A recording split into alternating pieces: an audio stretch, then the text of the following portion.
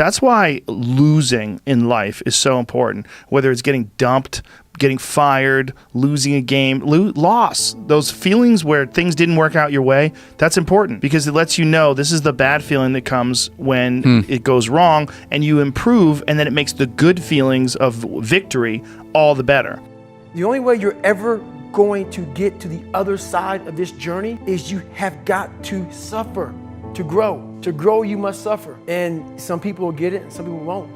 You have to live in it, you have to be comfortable in it, and then maybe some of that shit will help you a little bit along the way. If you stay in your comfort zone, that's where you will fail. You will fail in your comfort zone. Success is not a comfortable procedure. It is a very uncomfortable thing to attempt. So you got to get comfortable being uncomfortable if you ever want to be successful. It takes more effort to start in the beginning, and more people are right about the fact they're like, hey, you're not going to hit it big. And guess what? A month in, you're not. But they're only measuring on months. And at 6 months, you're also not going to have hit it big yet. And they're going to be like, I'm still fucking right. And at a year, you're still not going to have hit it big. And they'll still be fucking right. And every day that you haven't hit it, they're going to feel like they were right. But they're wrong. Because they're measuring in days and you're measuring in decades. In everybody's journey where they are so different because they've started to do new things that they no longer fit in with their old set of friends, but they're not sufficiently developed that they've gained their new set of friends, and they're unsure. Should I go back? Should I lean back into getting a bag in with the boys on a weekend? Is that the highest, way that I can live my life passion forward? Because that's what everybody else does. And all of my friends are taking the piss. Oh, not drinking again. Too good for us, are we? Not going out again this week. Oh, okay, well, enjoy staying in home and reading, fucking nerd. So you're going to feel the pain of being ostracized from the group of friends that you used to have. But you're stuck in this messy middle where you haven't yet worked out who you are on the other side of this.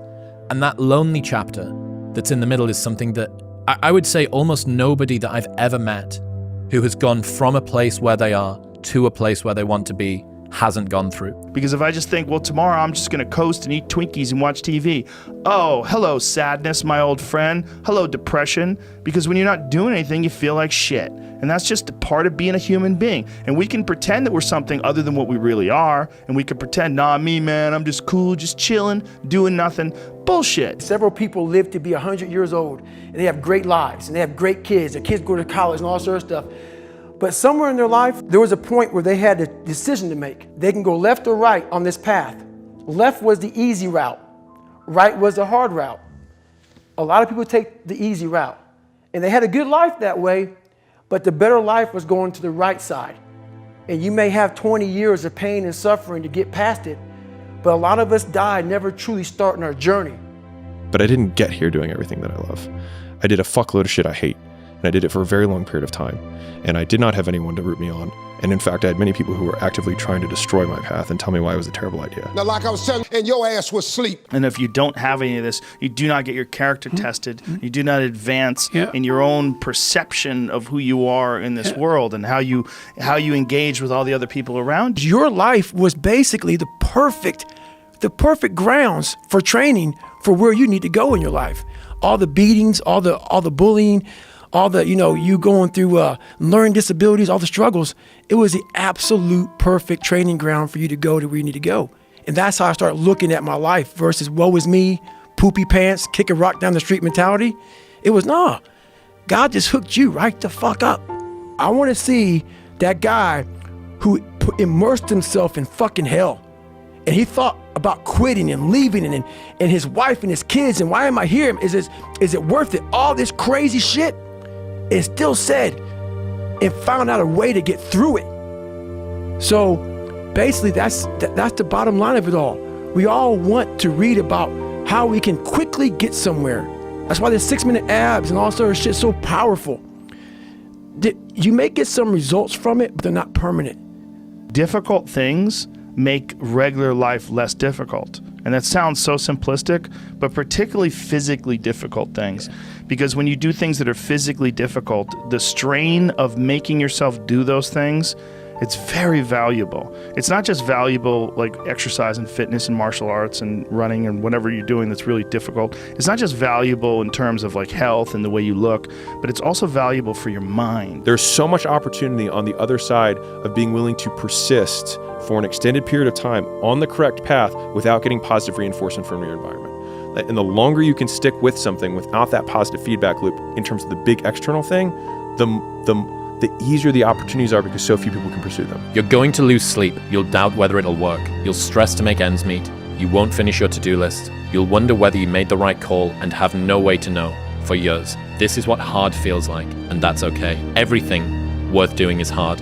And the more worth doing it is, the harder it is. The greater the payoff, the greater the hardship. If it's hard, good. It means no one else will do it. More for you. You have to make that a tattoo on your fucking brain. So when that hard time comes again, you don't forget it. You may forget it for a second, but you can go back in the cookie jar, I call it. It's something that we've all endured. And tomorrow, I go back to the grind again and again and again and again. I don't have time to put you into the hate bank. There's no hate. It's all filtered out, man, through the grind. People don't get it. There's great joy in the grind.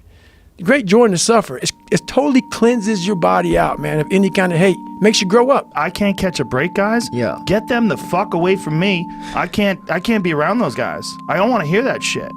I don't want to hear that shit. I don't buy it. Because everybody has bad breaks. Yeah. I've had a shit ton of bad breaks. But you know what I did? I stayed up. Yeah. And I thought through it. And I figured out what the fuck I did wrong. And then I went back. It's like I fucked up everything I've ever done 100 times. There's no other way to do it. And I've had a bunch of shitty breaks. Everybody has. But you got to realize when you have those shitty breaks what that is. It's an opportunity for you to reassess, reboot, get better, figure out another way, find another way through. It's just little challenges. Bro, you got to fucking stop. You got to stop with all this I can't catch a break bullshit. All the time you're complaining, you could be instead hustling. You could be instead chasing your dream. You could be instead figuring out what you're doing wrong, trying to improve certain aspects of your life, getting your shit together, reading a book, meditating, something. Fucking something. I make myself do things that are very uncomfortable, that I don't want to do. And by doing that, I develop this strength and perseverance. And some people hear that and like, I don't even want to do that. I don't want to take a fucking nap. You're exhausting me. And like, I'm not you. I don't want to do that. And they just like, it takes them away from that. And I'm like, you don't even have to do that. Mm-hmm. Just go for a fucking walk every day. It sounds like it's easy to do, but there's when that walk comes, when you look at your clock, oh, it's 8 o'clock, time to go for that walk. You're like, I don't want to walk. I would just rather play video games. I don't want to walk. I'd rather like read emails. I don't want to walk. I'd rather like scroll through TikTok. But if you just force yourself to go for that fucking walk every day, you will develop mental perseverance. You will develop some tenacity.